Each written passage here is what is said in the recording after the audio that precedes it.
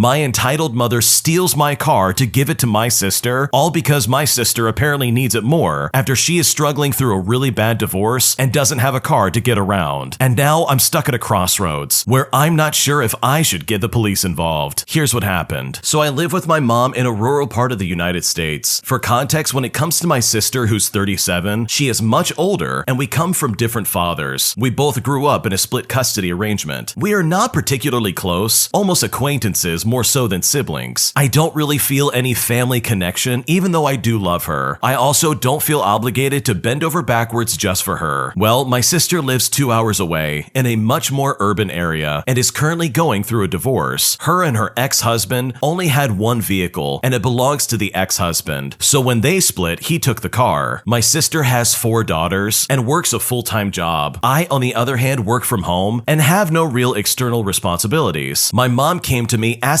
if my sister could borrow my car for a couple of months until the divorce is finalized so she can have a way of transporting her and her kids to wherever they need to go without the financial burden of purchasing another car or relying exclusively on ride sharing. Now, I just bought my car and it's my first vehicle ever. I didn't get a hand-me-down or get one as a present when I turned 16 or 18 years old. I was basically immobile except occasionally being allowed to drive my mom's car, or when my dad had me, I could get Ubers. Getting my own vehicle was extremely liberating, minus the loan that I have to pay off, and I don't feel trapped at home. So when I was approached with this proposal, I flat out said no. I can totally understand the justification for letting her use my car for a couple of months. But aside from the fact that I don't want to lose my newfound sense of freedom, I also don't want someone else driving my car, and maybe that's just selfish of me. Over the last few days, my mom and sister had been trying to convince me to let her use the car, saying that she would pay for the car payments while she has the car, or that she would pay for insurance if she has it longer than anticipated. No matter what they brought to the table, I kept saying no, which was much to their dissatisfaction. Fast forward to this morning, and I realized that my mom isn't home. I open our garage to see that her car was still there, but mine was not. I immediately knew what was happening, and I called my mom about the situation. She just tries to calm me down and have me try to picture it from my sister's point of view, but I'm just flushed with rage, and instead just tell her that I'm going to report the vehicle as stolen instead. She then just hung up the phone. As of now, I presume that my car is now down with my sister, and I am seriously considering reporting it as stolen and naming her and my sister as the perpetrator and conspirator. I really don't want to go that far, and I hope that we could instead work this out. But what I initially said as an angry threat, I'm starting to really consider it as an option. I just don't know if it's worth burning so many bridges over a car, but the fact that my family won't respect my boundaries or my property that I own is incredibly frustrating. What should I do? This is crazy to me. These people actually went out of their way and stole the original poster's car just to give it to her sister. Like, that is unbelievable, and it's absolutely not okay in my book. Like, your mom straight up stole it. She took your car and drove it down to your sister instead of respecting your boundaries and saying, okay, let's find another option. It doesn't matter if you work from home and only drive around when you need to. That is your car. They can't just straight up take it and be like, okay, your sister's using it now. Like, if they owned it, it would be different. There might be some wiggle room for an argument here for them to be like, no, it's our car. We're gonna give it to your sister until she figures her life out. But that is not the case. The original poster owns that car. That is their vehicle. They pay insurance on that, and nobody gave it to them. And they have every right to that car, as well as every right to say, no, I don't want to loan it out. This is so unbelievably disrespectful and highly illegal. And if I was in your shoes, I would not be taking this sitting down. There are several options you can pursue in this regard, but if I was in your shoes, I would give them both one final opportunity to give me my car back. I would tell them straight up, listen, this is it. You can either give me my car back and that's the end of this, or I'm gonna have to escalate this and get the police involved. You can choose for yourself how you want to handle this, but just know that I absolutely do not consent to you taking my car. And then you just wait to see what they have to say, because at the end of the day, you have final say on this matter, not your mother or your sister. They do not get to decide what you do with your property. And sure, your sister is in a tough situation, and obviously, I don't think you're tone deaf to the circumstances that she is in, but at the end of the day, it is still your decision what you do with your car. So hopefully you can figure this out, because if somebody stole my car, I probably would lose my mind, and there's no way I would ever let that happen. If you like Am I the Jerk, you're probably going to love Am I the Genius genius. Check it out, link down below in the description. Am I the jerk for outshining my husband at his birthday party by announcing that I was pregnant? Here's what happened. So I found out a day before my husband's birthday that we were expecting our first baby. I wanted to make it special for him, so I decided to tell him the next day. He does not really like to celebrate his birthdays, but this year, his family is moving abroad, so we decided to throw a party where all close family and friends can gather before they move away. All of them were the people whom I knew were gonna be very happy about this news, so I decided to announce it in front of everyone. My husband was, of course, the happiest one, but after that, the rest of the party was all about me and the baby. Some of them even forgot to wish him happy birthday because they were busy congratulating me. I kind of feel bad about taking the attention away from him, but he didn't even seem to mind it. Later that day, his best friend came to me when I was in the kitchen just to say that it was very selfish of me to announce my news when it was my partner's day. He said that my partner does not even celebrate his birthdays, and now that he decided to celebrate one, I should not have made it all about myself. He even accused me of doing it on purpose because according to him, I cannot stand it when all the attention is not on me. I decided not to argue with him because he's never liked me to begin with, but I can't help but feel awful for taking all the attention away from my husband. Now, he has not said that he's upset about this, and I haven't told him yet what his friend said. So now I'm kind of at a loss, and I'm not sure if the friend's right, and I should have held off on telling this news to the entire family. What should I do? Honestly, I would not worry about what this friend says. If anything, I would go directly to your husband and ask him specifically and say, okay, did you like this or not? Because his opinion is all that matters in the end. This other friend, on the other hand, is just being ridiculous. They're making assumptions on behalf of your husband, and they're just trying to assume that, oh wow, he probably didn't like that. That was really selfish of you. But in reality, all that matters is your husband's opinion. So that's what I would do if I was in your shoes. I would go to him and see if he's okay with this announcement. Because chances are, if he really does care about you, he's probably not gonna mind this in the slightest. Am I the jerk for refusing to go to my brother's overflow wedding section when I'm his immediate sister and I feel I deserve to be there in the main wedding? Here's what happened. So my brother had been planning a wedding with his fiance for a year now. My brother and I have never been close because of our age difference, but it's not like we don't get along. They'd been dating for a few years, and his fiance wanted to have this giant wedding with all of our family and hers plus friends and plus one. But unfortunately, they really couldn't afford it. They finally agreed to have this wedding at a venue that is somewhat small, and it's one that they can afford, but it doesn't allow for more than 100 people at a time. I guess her and her parents were mad about this because more than 100 people just in her family and friends list needed to be invited and their plus ones. So they made a compromise where some people would be part of the 100 and the rest would be in the wedding overflow. So they would still be invited, but they wouldn't mess up the limit that the venue has. The guests in the overflow room would watch the ceremony on a live stream video projected into this movie theater nearby the venue that they would rent out. So I guess renting out a room in a theater was probably their cheaper option. Apparently though, her list is way more important. So instead of showing up to the main wedding, I was invited to the overflow wedding. I was so angry about this. I asked him what this was about when we were at my dad's birthday party 2 weeks after I got the invite. He said it was fine because I could then just go to the reception. I told him that it was the principle of the matter though. I am his immediate family, so I should be able to go to the normal venue. He told me that he needs to make her family happy and that I should be more understanding. Then he said we're not that close a family anyways and that she needs to be happy on her wedding. So basically, I told him that I will not be attending the wedding and that I should get to go to the main ceremony. He got mad at me and we all started yelling and fighting. Multiple people at the party yelled at me for making a scene and that it's her day and I should be grateful for even getting to go to the overflow. So am I the jerk at this point for just refusing to go to this wedding? What should I do? Honestly, you are not the jerk in this situation. The fact that you being immediate family can't have some kind of spot in this main section of the wedding is proof enough that he doesn't care about you in the slightest. If he really wanted you there, he would have fought to have you there. This is a very simple situation of logistics. It really shouldn't be that hard to say, okay, immediate family first, and then I move to extended family and then go from there. It's also a really bad sign that this guy is bending to his wife's every demand. Like seriously, this is supposed to be a partnership. You're supposed to be working together to get everybody there who's supposed to be there. So the fact that he decided not to invite you to the main section of his wedding, all under the guise of, well, we're just not that close anyways. I just need to make my wife happy. That, in my opinion, is not a a good sign, and it's proof enough that you can know for a fact that he doesn't care about you in the slightest. So honestly, I don't blame you for not going. It's not like you're asking for a lot, and the way your brother is acting is completely uncalled for. My entitled company I used to work for made the assumption that they didn't need my help anymore when I put my notice in to try and go to a new job. But eventually, they tried to serve me legal paperwork stating that they were suing me for not helping them with a transition period. And I've never been more shocked in my life. Here's what happened. So to start things out, I'm going to be intentionally vague with the industry I worked in just for privacy reasons. For some context, this company wasn't new. They had been around for about a decade before I was hired, and as far as I know, they're still around, but I'm not sure how they're doing nowadays. When I started there, it was only about 60 employees in total, with about 15 to 20 of them being hourly wage nobodies just like me. I just had the luck of the draw that my team had 4 managers over my area. I was in a role that wasn't supposed to have any management elements, but as it turns out, not long after I started, a few on the management team moved on, and I slowly took over some of their responsibilities. After about 6 months, I was starting to feel overworked, and I went job hunting to find something else. Having listed the responsibility I had with this position got me a management role somewhere else, with substantially higher pay as well. I even got them to let me have a month before starting because I wanted to give a longer notice than 2 weeks just to be nice. After I had given my 1-month notice, they were very dismissive of me leaving and acted like it wasn't a big deal. They thought they could spread out what I did among the other management teams. They were so certain that they could handle my job description of responsibilities that they even told me in writing they didn't need a transition period or training and didn't want an exit interview. They even offered me a week early leave with pay because they just thought it was handled and that I was completely useless. Before that week was out, I was getting calls, text messages, and emails from higher-ups and HR trying to tell me that I'm contractually obligated to help them transition and that if I didn't, that they then would sue me for breach of contract. Now, the best part about this is that when I was hired, I was simply an hourly employee with no special contract, besides the standard employee agreement for hourly workers. But since I had started doing management level work, everyone had assumed that I was made to sign the management contract, which had a clause in it that required management to work past their notice if the company requested it for handover training or anything the person was working on that couldn't be finished by anyone else. So within a week, they were frantically trying to get me to help them, but I had already started working with my new company half a week early. So I was ignoring their calls, their text messages, and emails because I was diving headfirst into this new role. Well, even after the threats, I thought they would figure out that I didn't sign that contract. About another week later, I was served papers at my new office, and it shocked me, honestly. I read over the paperwork, and they were suing me for breach of contract, and it listed a law firm on the paperwork, obviously. So I decided to call them up and ask them if they had signed a contract, and I was laughed off the phone by the law office clerk. I realized I shouldn't have called them and should have just gotten my own lawyer. But just 3 days later, I received a certified letter from the law firm with an official apology for being served and had official documentation showing they had dropped the lawsuit. Apparently, they dropped that company as a client for unethical practices. And after that, I never got another text message, a call, or an email from anyone at that company or law firm. And it felt nice that I shut down a lawsuit, all because I never signed a contract. That really is a crazy situation. Imagine this, you're working a job, you're working as a manager, and apparently there's some kind of mysterious contract you're supposed to sign up for. And then when you're trying to leave to go to a better job, these people freak out and they're like, no, you can't leave yet. You gotta help us transition. Even though they literally put in writing basically saying, hey, we don't need your help. Like, what a bunch of morons. Why would they act like that? They clearly did not have their ducks in a row, and it's pretty obvious that no one would enjoy working there. I mean, these people threaten litigation for literally the dumbest reasons. They were willing to stop you working at your current company, all because they obviously couldn't handle the pressure that they were under. So good for you for not only not signing that contract, but also finding a new job that's gonna treat you right. Because these other people were just straight up awful, and they clearly did not know what they were doing, and you're so much better off getting away from this weird company. An entitled customer sits in his car and honks his horn demanding to get a menu so that he can order from his car. But when he did that, I was so angry, so I gave him a piece of my mind and put him in his place. Here's what happened. To start things out, I'm finishing a busy patio shift yesterday at the restaurant that I'm a server at. I'm talking to one of my tables and facing the street. A man sitting at a very very fancy convertible, think like a Bentley type car, with a top down has been sitting in front of the restaurant a minute or so. As I'm speaking to my table, he actually honks the horn of his car while looking directly at me. My brain was instantly like, oh no, this is not happening. I had been having a pretty good shift. Most of the people were really nice because it was a holiday. My patience was just starting to wear thin just a bit because it was the end of a shift. The horn honk and his gesture to come over sent me completely over the top. I was completely indignant. He held up a menu from a different restaurant, gestured to it, and then gestured to me again in a come here motion. He's not gotten out of his car or said one word. My assumption was that he wanted me to bring him one of our menus. I'll honestly never know, since he couldn't bother to use his words like an actual adult. I called out to him and said, "What? Do you want to see a menu? Sir, you have to come into the restaurant and get one. I'm not bringing it to your car. I don't know what kind of place you think this is." His response was to point at his head before driving away. He literally never said a word. The whole patio began laughing. My table I'd been talking to said that they'd been visiting and gained a new respect for our city. They also tipped $40 on a $130 check, so my indignant rage was actually profitable. My coworkers all thought it was a ridiculously funny encounter too. I honestly don't know what that guy's problem was, but I was definitely not in the mood for their main character syndrome. Yeah, I'm right there with the original poster. There's no way after working so long at a restaurant all day and being close to the end of the shift, I'm gonna deal with some weirdo in a car being like, "Come here, I wanna look at your menu." Like, no, that's not how this works at all. This is not Sonic, sir. You gotta come inside if you want a menu. And the original poster is 100% right here. This is some serious main character syndrome. They're trying to act like they're the main character in this story, when in reality, they're just an extra. They just sit in the peripheral, and they're acting like they have some kind of privilege, all because they're driving a fancy car. So honestly, good for the original poster for putting their foot down. You absolutely made the right call by doing that, and if I was in your shoes, I would have done the exact same thing. Am I the jerk for having an outburst at my girlfriend's little sister and banning her from our home after she trashed the place and has been overall disrespectful to me for several months now? Here's what happened. So I've lived with my girlfriend Jane for 2 years now, and Jane has a 16-year-old sister by the name of Tammy. Jane and Tammy are not their real names. Tammy lives with their parents, but Jane and Tammy have a very rocky relationship with their parents. Nothing too bad, but it's toxic nonetheless. For the last 6 months or so, Tammy has begun staying over at the apartment that me and Jane share. I've always been somewhat uncomfortable with this, mainly because it's common for Jane, who works from home, to let Tammy skip school and come spend the day just with her. She says it's better than her being on the streets, but I digress. My biggest problem is that Tammy trashes the place and has no respect for me. Tammy just doesn't like me. I don't know why, and Jane does not know why either. She is incredibly disrespectful to me and my things, eats my food despite being told not to on a nearly weekly basis, and borrows things from my apartment with no intent of ever returning them. I've been at my wit's end over this for the last month, and I feel like Tammy is testing my limits more and more. I've talked to both of them, and I let them know if something doesn't change soon, I will lose my cool. But every conversation ends with Jane committing to things that never happen, and Tammy being non-committal or just disinterested in my feelings. It came to a head on Friday. Jane had gotten off work early and left Tammy alone. I came home to the place absolutely trashed. Now, this is something that I could handle, but what I could not handle was that Tammy had pulled out some of my old vinyls to listen to, and she scratched them to pieces and just left them out on the table and ground when she got bored. When I confronted her and asked her what had happened, she just shrugged her shoulders and said nothing. I absolutely lost it. I told her exactly what I thought about her, how she was selfish, ungrateful, lazy, and downright unpleasant. I made the comment that if this is how she is at home, I know why her parents don't want her in their house. I could tell she was taken off guard by my yelling, and the parents' comment caused her to start crying. I kicked her out and told her not to come back. Jane lost it and we fought. We've been pretty cool since then, but she's still talking about moving out. But at this point, I'm starting to consider that myself. Last night, however, Jane finally decided to tell me that Tammy tried to run away last year, and she made a deal with her that our apartment could be her safe space whenever she needed it. Also, she didn't try to run away again. I still don't feel like this makes what she did right, but at the same time, knowing this, I'm starting to feel bad. So I have to ask, am I the jerk for having an outburst at my girlfriend's little sister? If I was in your shoes, I would have wished I had known that information a lot sooner. I mean, if that really is the case, then your girlfriend needs to say that to you a lot sooner. Like, that is so disrespectful from your girlfriend. She should have said something like right away and said, hey, my sister's kind of troubled and she ran away from home, so that's kind of why I want to give her a break. But also in that same vein of thought, your girlfriend's little sister absolutely needs to learn respect. She needs to learn respect for the people who live there, as well as the property that's in that house. It is not okay for her to come in and start trashing the place, as well as destroying your personal property. There is literally no good excuse for that, troubled teenager or not. So truly, if I was in your situation, I can't say that I wouldn't blow up on her as well. She's blatantly been disrespectful to you, she's been rude and would talk back, and she's been destroying your stuff. And that's more than enough reason to say, you know what, you've got to go. Because you know what, having a safe space doesn't mean that she has the right to trash your place. And if she can't learn how to be a guest rather than a squatter, then there really is no place for Tammy to be involved. Thanks for watching. When you subscribe, make sure to hit the bell to turn on notifications so you never miss a video. To finish listening to all the stories, use the playlist at the top of the description. And if you like Am I the Jerk, you're probably going to love Am I the Genius. Check it out in the description below and subscribe.